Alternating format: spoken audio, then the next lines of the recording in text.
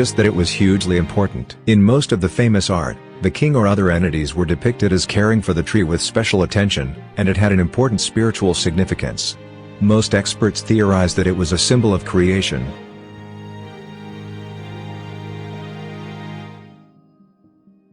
Virtually everyone in the West has heard or even read the story of Genesis in the Old Testament. Its emphasis on the tree of knowledge and Adam and Eve has been recreated in our modern culture a million times. Falling from purity due to the temptation of an evil force, Adam and Eve descended into a harsh reality, completely devoid of a direct connection to the divine. The tree was their symbolic connection to divinity.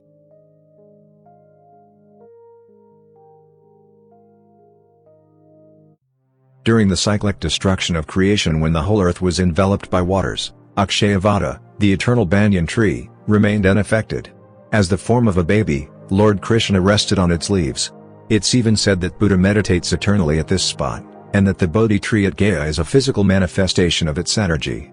The tree represents that part of ourselves that stays pure and despite difficult situations, as long as we're rooted in spirituality.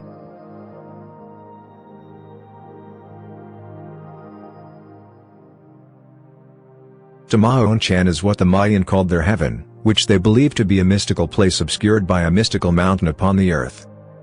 The world tree was considered to the locus of all creation that reached in directions. Each direction on the Mayan world tree is represented by a different color, and its central point is considered the base through each of the layers of existence, the heavens, the earth, and the underworld.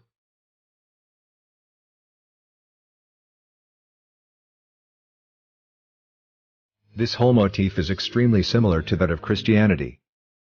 The tree of immortality is the same as Christianity's tree of life. But unlike the biblical account, the Quran says there was only one tree in Eden which Allah forbade to Adam and Eve.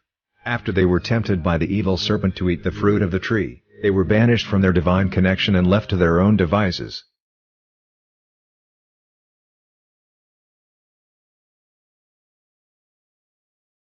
Just like Christianity, Judaism believes in the Old Testament, so the entire tree of life, tree of knowledge, is really important.